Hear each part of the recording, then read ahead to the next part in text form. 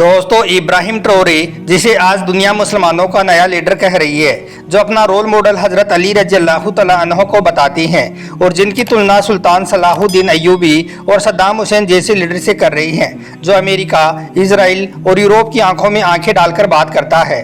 जिस तरह से सद्दाम हुसैन अमेरिका जैसे पावरफुल देशों के साथ आंखों में आंखें डालकर बात किया करता था, मगर अब सवाल ये उठता है कि आज इब्राहिम ट्रोरे की तुलना सद्दाम हुसैन के साथ में क्यों हो रही है। आखिर सद्दाम हुसैन ने यूरोपियन देशों के साथ में ऐसा क्या किया था जिसकी वजह से आज सारी दुनिया इब्राहिम ट्रोरे को सद्दाम हुसैन बता रही है। आज हम आपको सद्दाम हुसैन को लेकर कुछ ऐसी ही बातें बताने वाले हैं जिनके बारे में जानकर यकीनन आप हैरान रह जाओगे और आप लोग कुछ सोचने पर मजबूर हो जाओगे। इसलिए आज का यह वीडियो आप सभी के लिए बहुत खास है, आप इसको आखिर तक जरूर देखें। और सबसे पहले इब्राहिम ट्रोरे और सद्दाम हुसैन जैसे लीडर की मोहब्बत में आप इस वीडियो को दिल से एक लाइक ज़रूर कर दें और मेहरबानी करके इसे शेयर भी कर दें ताकि और भी लोगों के पास में यह वीडियो पहुंच जाए। तो चलिए दोस्तों, शुरू करते हैं। दोस्तों, सद्दाम हुसैन 28 अप्रैल 1937 को ईरान के टिकरित शहर में पैदा हुए थे। ये वही शहर है जहां पर कभी सलाहुद्दीन अय्यूबी जैसे शेर पैदा हुए थे। सद्दाम हुसैन के पैदा होने से पहले ही आपके वालिद यानी कि आपके पिता इस दुनिया से चल बसे थे। उसके बाद में आपकी मां ने आपकी परवरिश की। थोड़े ही दिनों के बाद में सद्दाम हुसैन की मां आपको लेकर बगदाद शहर में चली गई और वहीं पर रहकर आपकी परवरिश करने लगी। सद्दाम हुसैन ने बगदाद में रहकर ही साइंस और टेक्नोलॉजी की तालीम हासिल की थी। सद्दाम हुसैन ने दुनिया की सबसे मशहूर यूनिवर्सिटी जामिया अल काहिरा से तालीम हासिल की थी। फिर कुछ ही दिनों के बाद में सद्दाम हुसैन एक बेहतरीन कमांडर बन गए थे। सद्दाम हुसैन ईरान के सबसे ताकतवर मुस्लिम हुक्मरान थे। सद्दाम हुसैन ने अपने 36 लीटर खून से एक कुरान पाक भी लिखवाया था, जो आज भी ईरान की एक मस्जिद में मौजूद है। हम आपको बता दें कि सद्दाम हुसैन ने इसके लिए लगातार 3 सालों तक अपना 36 लीटर खून दिया था, तब जाकर पूरी कुरान पाक सद्दाम हुसैन के खून से लिखी गई थी। इस कुरान को उम्मुल मरीन मस्जिद में आज भी देखा जा सकता है। सद्दाम हुसैन ने अपने दौर में ईरान को सबसे मजबूत अर्थव्यवस्था वाला देश बना दिया था। यही वजह थी कि सद्दाम हुसैन के राज में ईरान के लोग बहुत ही ज़्यादा खुशहाल जिंदगी जी रहे थे। सद्दाम हुसैन ने ईरान में बड़े पैमाने पर मस्जिद, मदरसे और अस्पताल बनवाए थे। सन 1980 में यूनाइटेड स्टेट्स ने इसके लिए सद्दाम हुसैन को यूनेस्को अवार्ड से सम्मानित भी किया था। सद्दाम हुसैन ने ईरान के लिए जो किया वो आज तक कोई भी हुक्मरान ईरान के लिए नहीं कर पाया है। उनकी दौरे हुकूमत में ईरान साइंस और टेक्नोलॉजी के मामले में आसमान की बुलंदी पर पहुंच गया था। सद्दाम हुसैन ने अपनी हुकूमत में बड़े पैमाने पर लेबोरेटरी बनवाने का काम भी किया था, जिनसे बहुत सारे वैज्ञानिक पैदा हुए। सद्दाम हुसैन की हुकूमत में इराक आधुनिक मिसाइलों को बनाने में कामयाब हो गया था, जिसको देखकर अमेरिका जैसा मजबूत देश भी कांपने लगा था। इन्हीं बातों को देखते हुए अमेरिका ने कई बार सद्दाम हुसैन को मारने की कोशिश भी की थी, यानी कि कई बार सद्दाम हुसैन का कत्ल करने की साजिश भी रची गई थी। इसीलिए सद्दाम हुसैन जब भी कभी बाहर निकलते थे तो पहले उनके हमशक्ल को गाड़ी से रवाना किया जाता था, ताकि दुश्मन की नज़र सद्दाम हुसैन पर ना पड़ जाए और सद्दाम हुसैन महफूज रह सके। दोस्तों, हम आपको बता दें कि सद्दाम हुसैन ईरान के पहले ऐसे शख्स थे जिनकी हर चीज़ को, यानी कि जिनके हर खाने पीने को वैज्ञानिक और डॉक्टर टेस्ट करते थे, यानी कि चेक करते थे। उसके बाद ही खाना पीना सद्दाम हुसैन को दिया जाता था। सद्दाम हुसैन ने अपनी पूरी ज़िंदगी ईरान को ताकतवर और सबसे मजबूत देश बनाने में लगा दी थी। सद्दाम हुसैन अपनी पूरी ज़िंदगी में कभी भी किसी रात को सुकून की नींद नहीं सो पाई थी। सद्दाम हुसैन कब और कहां पर होंगे, यह बात उनके खुद के अलावा किसी और को मालूम नहीं होती थी।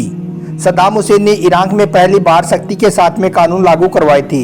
उनकी दौरे हुकूमत में नेताओं को ऐशो आराम की ज़िंदगी जीने की मनाही थी। सद्दाम हुसैन ने अपनी हुकूमत के कई मंत्रियों को सिर्फ इसलिए बर्खास्त कर दिया था क्योंकि वो महंगी महंगी और लग्जरी गाड़ियों में घुमा फिरा करते थे और खूब सज धज कर उनके सामने आया करते थे। दोस्तों, सद्दाम हुसैन ने अपने राज में सिर्फ 1 साल में ही इतने ज़्यादा आविष्कार कर दिए थे कि जिनको देखकर अमेरिका जैसा मजबूत देश भी डरने लगा था कि कहीं सद्दाम हुसैन भी परमाणु बम का आविष्कार ना कर दे, कहीं इराक भी परमाणु बम वाला देश ना बन जाए। इसी डर की वजह से फिर अमेरिका ने एक बार बहाने से ईरान पर हमला कर दिया था।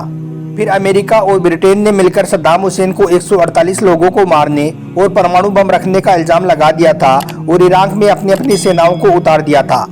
फिर जॉर्ज बुश के इशारे पर सद्दाम हुसैन पर मुकदमा चलाया गया ताकि वो सद्दाम हुसैन की बढ़ती हुई ताकत को रोक सके।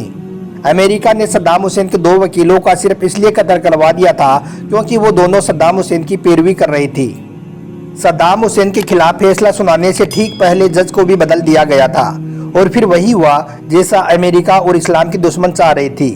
फिर 30 दिसंबर 2006 को सद्दाम हुसैन को फांसी देने का फैसला सुना दिया गया था। फांसी से ठीक पहले सद्दाम हुसैन ने वजू बनाया, नमाज पढ़ी और कुरान पाक की तिलावत की और फिर चेहरे पर मुस्कान लिए फांसी के फंदे की तरफ बढ़ते चले गए। उस वक्त सद्दाम हुसैन के दाएं हाथ में कुरान थी और बाएं हाथ में तस्बीह और एक मसल्ला था। फांसी पर चढ़ने से पहले सद्दाम हुसैन ने कुरान को जल्लाद के हवाले किया और अल्लाह अकबर के नारे के साथ में फांसी के फंदे तक पहुंच गई। मजमे में दहशत का माहौल बन चुका था, लेकिन सद्दाम हुसैन के चेहरे पर एक अलग ही तरह का सुकून नजर आ रहा था। हम आपको यह भी बता दें कि फांसी से ठीक पहले सद्दाम हुसैन ने एक वोट की मांग भी की थी और ये मांग उन्होंने सिर्फ एक बार नहीं बल्कि कई बार की थी। इस वजह से फिर सद्दाम हुसैन को आखिर में वोट देना ही पड़ा था। जब सद्दाम हुसैन से इसके बारे में पूछा गया कि आपने अपने आखिरी वक्त में वोट की मांग क्यों की है, तो सद्दाम हुसैन ने जवाब दिया कि आज बहुत तेज सर्दी पड़ रही है और हो सकता है कि जब मुझको फांसी के फंदे पर ले जाया जाए तो उस वक्त सर्दी की वजह से मेरा जिस्म कांपने लग जाए, जिसको देखकर मेरी कौम के लोग यानी कि मेरे ईरान के लोग ये ना समझ लें कि हमारा लीडर मौत के डर से कांप रहा है। दोस्तों, जिस दिन सद्दाम हुसैन को फांसी दी गई थी वो जिलहिजा की 10 तारीख थी, यानी कि वो दिन बकरीद का दिन था। उस दिन मुसलमान एक तरफ अपने अपने कुर्बानी के जानवरों की कुर्बानी दे रही थी, वहीं पर सद्दाम हुसैन खुद अपनी कुर्बानी दे रही थी, यानी कि बकरीद के दिन अमेरिका सद्दाम हुसैन को फांसी पर लटका रहा था। हम आपको बता दें कि फांसी पर चढ़ते वक्त सद्दाम हुसैन के माथे पर बिल्कुल भी सिकन या कोई गम नहीं था। उस वक्त सद्दाम हुसैन की जुबान पर कुरान पाक की आयतें जारी थी और यही नहीं, सद्दाम हुसैन ने उस काले कपड़े को भी पहनने से मना कर दिया था जो आमतौर पर फांसी पर लटकने से पहले कैदी को पहनाया जाता है। दोस्तों, सद्दाम हुसैन वो पहले इंसान थी जिनकी मौत का मंजर पूरी दुनिया ने लाइव देखा था। सद्दाम हुसैन को जब फांसी के लिए ले जाया जाने लगा था तो उस वक्त उनकी हिफाजत के लिए जो लोग खड़े हुए थे वो सब के सब रोने लगे, क्योंकि उन्होंने आज तक ऐसा मजबूत और बेहतरीन इंसान नहीं देखा था। ऐसा इतिहास में पहली बार देखा गया था कि किसी इराकी प्रेसिडेंट की मौत पर अमेरिकी सेना के लोग भी आंसू बहा रहे हों। सद्दाम हुसैन को फांसी दिए जाने के बाद में अमेरिका का एक सुरक्षाकर्मी जिसका नाम एडम जोर्सर था, उन्होंने रोते हुए बताया कि हमने सद्दाम हुसैन के साथ में बहुत बड़ी गद्दारी की है, हम इनके हत्यारी हैं। दोस्तों, सद्दाम हुसैन ने लोगों के दिलों पर हुकूमत की थी। जब अमेरिका ने उन्हें फांसी देने का ऐलान किया था तो उस वक्त अमेरिका के बहुत से सैनिकों ने अपना इस्तीफा दे दिया था। अमेरिकी खुफिया एजेंसी के मुताबिक अगर सद्दाम हुसैन थोड़े दिनों और जिंदा रह जाती तो आज मस्जिद अक्सा मुसलमानों के हाथ में होती।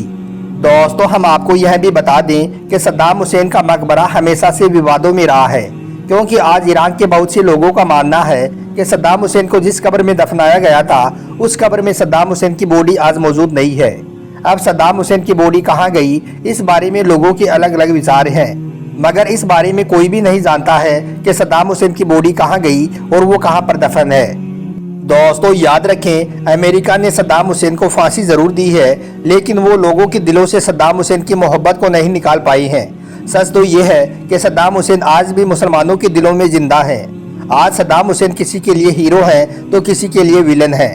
कुछ लोग सद्दाम हुसैन को गद्दार मानते हैं तो कुछ लोग अपना मसीहा मानते हैं। सद्दाम हुसैन को आप किस नज़र से देखते हो, यानी कि सद्दाम हुसैन आपके लिए क्या है? आप सद्दाम हुसैन को अपना हीरो मानते हो या अपना विलन मानते हो? आप इस बात को कमेंट बॉक्स में ज़रूर बताना और अपनी अपनी राय देना। वीडियो देखने के लिए आपका बहुत बहुत शुक्रिया।